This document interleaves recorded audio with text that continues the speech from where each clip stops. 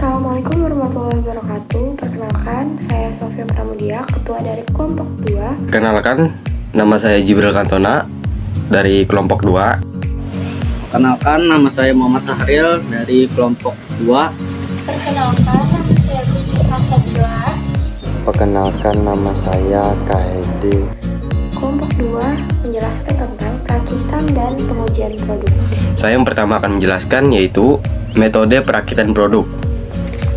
Proses perakitan merupakan suatu kegiatan penyusunan beberapa bagian komponen menjadi barang atau alat yang memiliki nilai guna dan fungsi tertentu.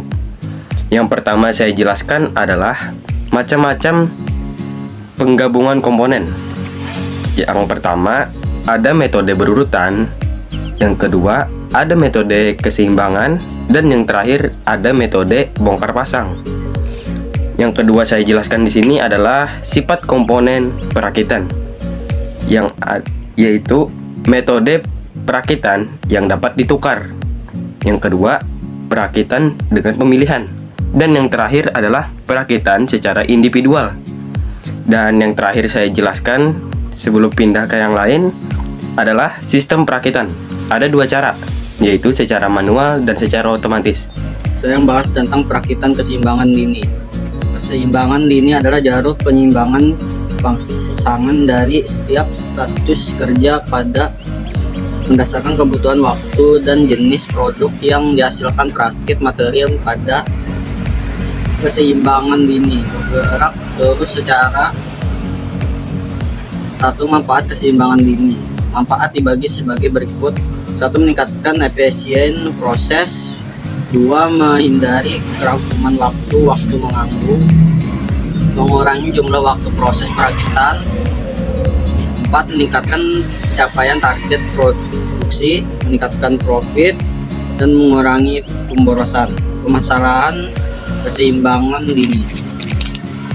Langkah-langkah pencegahan masalah dini keseimbangan dini yaitu mengidentifikasikan tugas-tugas individu pada setiap 2. Tugas pada masing-masing status kerja. 3. Menentukan waktu yang diperlukan untuk menyelesaikan tugas. Ya, di bagian C, hakikat pengujian produk. Pengujian output hasil produksi merupakan suatu kegiatan yang terdapat dalam salah satu proses pengembangan produk. Tujuan pengujian produk. Pengujian suatu produk memiliki tujuan sebagai berikut. Yang pertama, memastikan suatu produk telah memenuhi persyaratan keamanan, sertifikasi, dan regulasi produk. Yang kedua, menyediakan data standar kepentingan ilmiah. Yang ketiga, menetapkan kesesuaian produk dengan penggunaan. Lalu, bagian yang kedua, pihak yang berperan pada pengujian produk. A. Pemerintah perusahaan, organisasi konsumen. 3. Syarat pengujian produk adalah yang pertama, pendekatan sistem. Kedua, data normatif. Ketiga, perusahaan-perusahaan yang sama. Keempat, uji lingkungan yang nyata. Kelima, sampel relevan. Keenam, variabel kritis. Dan yang ketujuh, tindakan konservatif. Yang keempat, standarisasi dan sertifikasi produk. Standar adalah satuan umum yang dapat digunakan sebagai dasar pembanding kualitas, kuantitas, nilai, dan hasil karya sebuah produk. Proses standarisasi oleh sebuah perusahaan biasanya diimplementasikan pada saat sebuah perusahaan akan mengeluarkan sebuah produk ke pasar.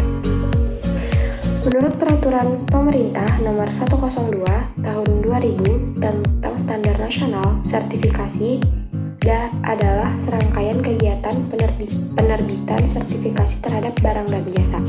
Evaluasi dan pengendalian kualitas produk.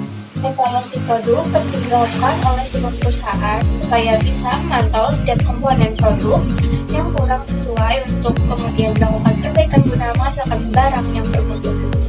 Ada 8 faktor menurut Cahya dan Sihab yang biasa dipakai dalam mengevaluasi kepuasan produksi, antara lain contohnya seperti kinerja produk atau performance merupakan faktor utama yang menjadi pertimbangan pelanggan dalam membeli barang karena berkaitan dengan fungsi dan nilai guna sebuah produk tersebut.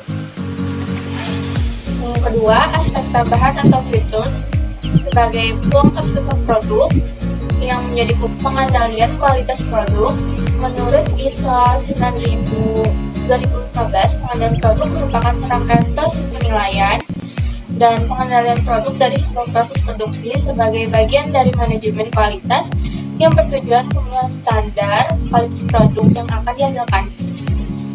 Hal-hal yang menjadi pertimbangan tentuan standar produk yaitu 1. Kualitas produk pesaing, 2. Keseimbangan harga dan kualitas, 3. Nilai guna produk.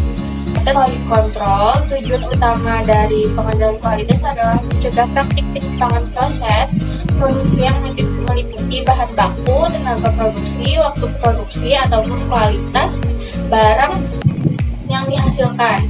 Cara pendekatan quality control yaitu A. Pendekatan masukan atau input, B. Pendekatan proses, C. Pendekatan hasil atau output. Quality control dilakukan dengan memeriksakan sampel produk hasil produksi dari segala sisi, baik dimensi ukuran, warna, maupun fungsi produksi. Pada bagian ini terdapat materi berkaitan dan pengujian.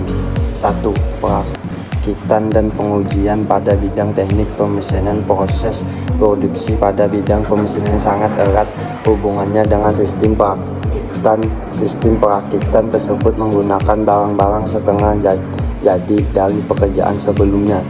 2. Perakitan dan pengujian pada bidang teknik elektronika.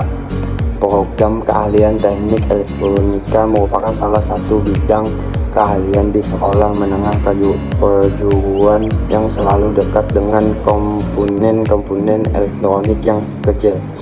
Umumnya komponen-komponen tersebut harus dirangkit untuk menghasilkan sebuah produk jadi. Sekian video dari kami. Wassalamualaikum warahmatullahi wabarakatuh.